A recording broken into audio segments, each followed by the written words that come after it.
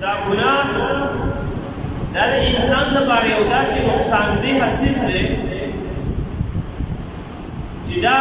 په دنیا کې هم د انسان هغه د ده لپاره نقصاني دی دته نقصان رسوي او د مرګ نه پس به هم دته د دې نه هغه نقصان رسېږي د دې وجې نه د دې ګناه د نقصان نه هغه خلاصې هغه نشته دی د دنیاوي نقصانات نه به انسان په مرګ سره خلاص شي لیکن د ګناه د نقصان نه په ژوند کې هغه خلاصېږي او نه په آخرت کې چې نه هغه دی خلاصېږي ځکه الله پاک فرمایي وذروا ظاهر الاسم وباطنه ښکارا او پټ ګناهونه د ټول چې دی نه هغه پرېږدئ ان الذين يكسبون الاسم څوک چې ګناه کوي سيجزون بما كانوا يقترفون زرد چې دې به د دې بدله هغه ورکړلی شي او بل ځای الله پاک فرمایي ومن يعمل مثقال ذره شرا يره څوک چې بد عمل وکړي ناکار عمل وکړي شرا د شر کار وکړي ګناه وکړي یره نو دی به دغه د دې عذاب د دې سزا هغه به بیا قیامت کې به د دې سزا اخلي او بل ځای الله پاک فرمایي ومن يعمل سوءا يجز به څوک چې بد عمل کوي ګناه کوي يجز به نو دته به د دې بدله هغه ورکړلی شي بدله ورته نو ګناه دا یو داسې نقصان دی چې د دې نه هغه زموږ خلاصې نشته دی که انسان د دنیا هر ګوټ ته هغه لاړ شي حتی تر دې دغه انسان هغه مړ شو قبر ته لاړو آخرت ته هغه منتقل شو خو د دې ګناه د نقصان نه هغه بچ کېدل هغه نشته دی په یو طریقه به هغه انسان بچ کېږي کله چې دی توبه وباسي د دې نه علاوه د انسان لپاره د بچ کېدو هېڅ یو طریقه هغه نشته دی که تاسو هغه نظر وکړئ په دنیا کې څومره قومونه هغه هلاک شوي دي هغه د دغې ګناه د نقصان د وجې نه هغه هلاک شوي دي نوح علیه السلام خپل قوم ته هغه دعوت ورکوي قوم هغه انکار کوي هغه په شرک باندې اماده دي په هغه ګناهونو کې هغه اخته دي د هغې نه هغه توبه نه وباسي نوح علیه السلام هغوی ته دعوت ورکوي هغه قوم چې دی نه هغه ایمان نه راوړي هغه قوم هغه هلاک کېږي په دریاب کې هغه قوم هغه هلاک کېږي په سمندر کې هغه قوم هلاک کېږي په طوفان نوح کې خو د دې وجه څه وه ګناهونه وو د ابراهیم علیه السلام دشمن نمرود هغه هلاکېږي وجه هم دغه ګناهونه دي د موسی علیه السلام دشمن فرعون او د فرعونیان څومره قوم چې وو هغه ټول په دریای قلزم کې هغه تباه کېږي وجه چې دی نه هغه دغه ګناهونه دي قوم عاد په هغوی باندې الله پاک تیزه هوا او سیلۍ راولي تر دې چې د دې نه جسمونه په هوا کې اوچتېږي یو بل دی چې دی نه هغه راپرېږدي ځمکې ته چې دی نه هغه پړ وخې مړه چې دی نه هغه راتاوېږي وجه چې دی نه هغه دغه ګناهونه وو په سمودیانو باندې جبریل علیه السلام هغه چغه وباسي د عذاب دغه سمودیان هغه هلاکېږي وجه چې دی نه د هغې ګناهونه وو وعادا وثمود واصحاب الرس وقرونا بين ذلك كثيرا وكلا ضربنا له الامثال وكلا تبرنا تدبيرا ټول مونږ چې دغه الله پاک فرمایي اصحاب الصف هغوی له خنزیران شاګردان هغه جوړ شوي دي د دې ټول وجه څه د الله پاک نافرماني د دې ټولو نه څوک هغه د الله پاک نافرماني او په ګناهونو کې چې دی هغه همیشواله د ګناهونو نه توبه نه ویستل د دې ټولو نه جوړ شي دی هغه څومره قومونه چې هلاک شوي دي د هغو ټولو د هلاکت نه جوړ شي دی هغه ښه ګناهونه دي د دې نه ځان ساتل او ګناه کې بیا اصل اساس دا دی چې یو انسان دی هغه ګناه ته ګناه وایي نو دته به الله پاک د دې نه که نن نه یې سبا که سبا نه یې بله ورځ داسې یو وخت ته راشي الله پاک به دې انسان ته د توبې توفیق ورکړي ځکه دی وایي دا ګناه دی د ده په وړاندې د دې ګناه هغه نقصانات دی د دې هغه عذابونه دي سزاګانې دي دې ګناه ته ګناه وایي لیکن پس وخت کې باندې هغه شهوت غالب راشي، نفس به غالب راشي، شیطان به غالب راشي، بیا موږ دې ته ګناه وایي. الله پاک باندې چې دا هغه خو یو کس هغه دی چې هغه ګناه کوي او دې ګناه ته ګناه نه وایي، دی وایي دا خو ګناه نه دی. دا خبره خطرناکه ده. که تاسو یو واقعه ذکر کړم، تاسو ټول هغه واقعه ولیدلې ده چې آدم علیه السلام کله الله پاک پیدا کړو، نو الله پاک آدم علیه السلام ته حکم وکړو ولا تقربا هذه الشجرة، دې ونې ته به نه نږدې کېږئ. مفسرین وایي غنم یا بل هر څه چې بطور امتحان الله پاک آدم علیه السلام ته حکم وکړو چې د پلانکې ونې ته مه نږدې کېږئ او نور به جنت کې ګرځېدلی شي چې څه خورئ. د یوې ونې ته به خواله نه ورځئ، د دې میوه به هغه نه څکئ. نو شیطان آدم علیه السلام ته وسوسه وغورځوله، آدم علیه السلام یې په دوکه کې وغورځو. آدم علیه السلام هغه میوه چې دی نو هغه خوري. الله پاک د آدم علیه السلام ته تپوس کوي الم انهکما عن تلکما الشجرة، ما ته د دې ونې نه یې منع کړی چې د دې میوه به نه خورې. نو اوس ګوره آدم علیه السلام هغه دا ونه وی چې الله پاک زما نه هېر شوي، هغه دا ونه وی چې الله پاک زما خیال نه و، هغه دلایل پیش نه کړل. هغه وی ربنا ظلمنا انفسنا وان لم تغفر لنا وترحمنا لنكونن من الخاسرین. ای الله پاک موږ په خپل ځانونو باندې هغه ظلم وکړو، اگر که په هېره هر څه چې دی ای الله پاک موږ په خپل ځان باندې هغه ظلم وکړو. وان لم تغفر لنا وترحمنا، که تا به موږ زموږ مغفرت ونه کړو، په موږ باندې دې رحم ونه کړو، لنكونن من الخاسرین، موږ به د تاوانیانو شو. الله پاک د آدم علیه السلام بخشش او مغفرت وکړو. لیکن بل طرف ته کله چې الله پاک آدم علیه السلام پیدا کړو، فرشتو ته هغه حکم وکړو اسجدوا لآدم فسجدوا الا ابلیس. الله پاک حکم وکړو چې آدم علیه السلام ته سجده وکړي د تعظیم او د عزت. فسجدوا، نو فرشتو سجده وکړه، الا ابلیس، مگر ابلیس سجده ونه کړه. ابا واستكبر، انکار یې وکړو، واستكبر او تکبر یې وکړو، سجده نه کړو. الله پاک ته تپوس کوي ولې دې سجده ونه کړه؟ دی ورته وایي الله پاکه زه د اور نه پیدا یم. آدم علیه السلام د خاورې نه پیدا دی. د اور صفت دا دی چې په دې کې اوچتوالی دی، د خاورې صفت دا دی په دې کې خلک په دې باندې خلک خپک دي، د دې صفت ښکتوالی دی. اوس زه چې د اور نه پیدا یم، سبا آدم علیه السلام ته څنګه سجده وکړم؟ یو خو دا ابلیس د ګناه وشو، سجده یې ونه کړه، د الله پاک نافرماني وکړه. خو چې کله الله پاک تپوس وکړو سجده دې ولې ونه کړه، ابلیس څه کوي؟ دلایل پیش کوي الله پاک ته. خپل ګناه نه تسلیموي، خپل ګناه ته ګناه نه وایي، بلکې په هغې باندې دلایل پیش کوي. الله پاک څه کو؟ مردود کو او د جنت دی راوویستلو. ته مردود یې تر د قیامته، تر د دوباره راپورته کېدلو. شیطان چې دی هغه مردود شو، لعنتي شو. وجه څه وه؟ وجه چې دی نه هغه څه وه؟ په خپل ګناه باندې اصرار، خپل ګناه نه ګڼل. اوس که ابلیس ویلی دی چې الله پاک زما نه غلطي شوې دی، الله پاک ماته معافي وکړي، نو الله پاک غفور رحیم ذات، الله پاک ورته معافي کړي. خو هغه څه دی؟ دا ګناه نه دی، زه ولې سجده وکړم؟ نو خپل ګناه یې ګناه نه کړه. نو اصل څیز څه دی؟ هغه ګناه ته ګناه نه ویل، دا نقصان دی. او چې یو سړی ګناه ته ګناه وایي، الله پاک به هغه ته توبې توفیق ورکړي. دې مثال داسې بل دی، علما ذکر کوي یو کس بیمار دی، ناجوړه دی، او دی وایي یاره زه ناجوړه یم. نو دی به ډاکټر ته لاړ شي، خپل علاج به وکړي، دوایي به وکړي. چې یو سړی ناجوړه دی او ته ورته یې که ناجوړه یم، زه خو روغ نه مړ کېږم، خو نه یم ناجوړه. نو چې دی وایي زه روغ یم، ناجوړه نه یم، نو دی به ډاکټر ته لاړ شي، دی به دوایي چې دی نه هغسې وکړي. خو وایي زه ناجوړه نه یم، خپل ناجوړتیا مه دي، نو دی به ورځ که ورځه خرابېږي. دغه رنګې هغه انسان چې هغه ګناه ته ګناه وایي، خپل ګناه تسلیموي، نو ده ته نن نه دی، نو سبا به ورته د توبې توفیق نصیب شي. نو یو سړی وایي هغه زه ګناه نه کوم، دا څه چې کوم کار کوم دا ګناه نه دی، ولې پلانکی چې کوي هغه پلانکی چې کوي، که دا ګناه وي هغه به نه کوه، هغه به نه کوه. دا دلایل ځان خپل ګناه باندې هغه دلایل وي تا ته به توبې توفیق هغه څه ویلی وشي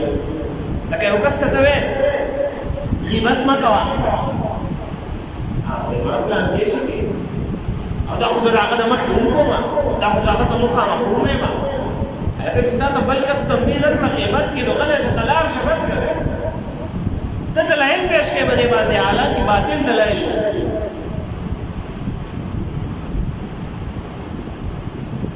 نو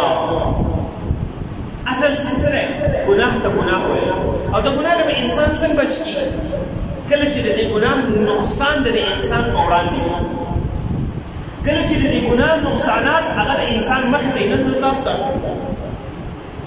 په دې ګناهونو به تاسو ته انشاءالله د دنیاوي نقصانات 14 نقصانات را بیان کړل نشي آینده جمعه به انشاءالله 14 نقصانات علماو د ګناهونو لیکلي دي چې په دنیا کې انسان ته رسي د دې 14 نقصاناتو نه علاوه نور نقصانات بیا هغه دي چې په آخرت کې به انسان ته هغه بیانوي او بیا هغه شبهات هغه اعتراضات چې انسان د خپل ځان لپاره دلیل ګرځوي د ګناه لپاره هغه بیا د هغې جوابات انشاءالله نو اصل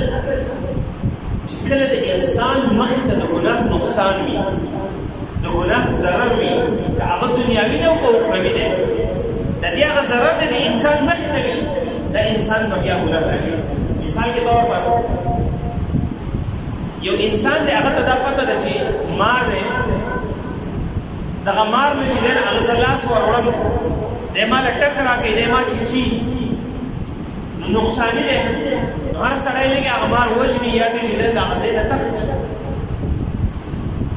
نو اوس دې انسان ته د مار نقصان معلوم دی نو دی د ځان ساتي اوس دغه مار دی د یو ماشوم خواته روان دی هغه ماشوم خو به دې نه پوهېږي چې دا مار چیچلګي او د دې نه بیا خلک هغه مړ کېږي دغه ماشوم دا مار رانیسي او خولېلی ماشوم خالصې سولېلی وي دی دا مار رانیسي او خولېلی نو اوس دې ماشوم ته د دې مار ضرر او نقصان نه دی معلوم دی ځکه رانیسي لوی کس دی عاقل دی بالغ دی هغه ته د دماغ نقصان معلوم دی دی ځکه ځان ساتي دغه رنګ یو انسان دی هغه ته د ګناه نقصانات معلوم دي نو دی به دا ګناه خواله نه ورسي جو سړي ته د ګناه نقصانات نه دي معلوم ذات نه خبرېږي هغه به خامخا په ګناه کې هغه اخلي بل مثال یو سړی دی هغه بل دی چې دی نو هغه ډېر شی بسکټ چې دی نو هغه مخې ته کېږي او دته وایي چې دا یو تالی ټک د بسکټ دی په دې کې یو بسکټ داسې دی چې په هغې کې زهر دی او په دې نور کې نشته دی او چې ورته کېږي اوس وایي دا ته چې دی د دې چې سره دا بسکټ خوره نو 15 شپږ دې وخوره دا ټول مه خوره دی ورته وایي زه خو نه خورم ورته وایي ولې ورته وایي په دې کې زهر دی نه ورته وایي په یو بسکټ کې زهر دی په ټولو کې خو نه دی ورته وایي څه پته لګي زه چې هغه یو راوچتوم که څه دی باقېږي څه پته خو نه لګي نو اوس دی د یو بسکټ د وجې نه ټوټل پلیټ چې دی نه هغې ته لاس نه وروي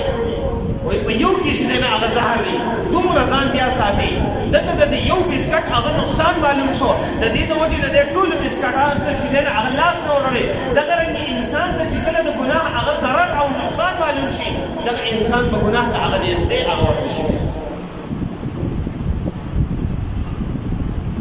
د یو بزرګ خواته یو ځوان هلک راغی دغه نوجوان دی بزرګ ته وایي زه نوجوان یم او تاسو دا وایئ چې د خپل نظر حفاظت کوئ زه چې بهر ته وځم بهر خو ډېرې زنانې او زه ځوان یم زما نه خو دا کار نه کېږي چې زه د نظر حفاظت وکړم هغه څنګه کېږي هغه بزرګ ورته وایي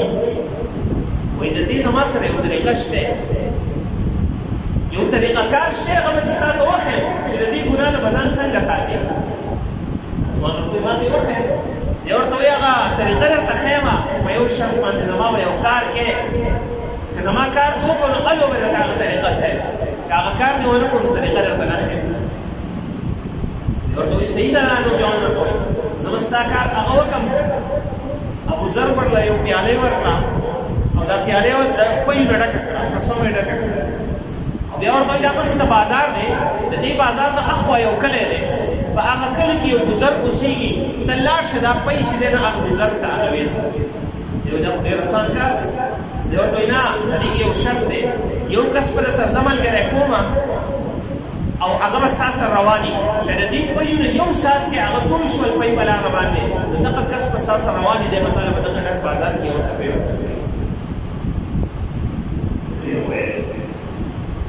دا هډکه پیاله ده او په ثابت ډک بازار کې ولې مال په دیوال دي سپېړ راغی معمولی ساس کې د زمانه ټول شو بهر حال دا ورته چې تماته هغه طریقه خیر او سستاسه برداشت منلو ته وایي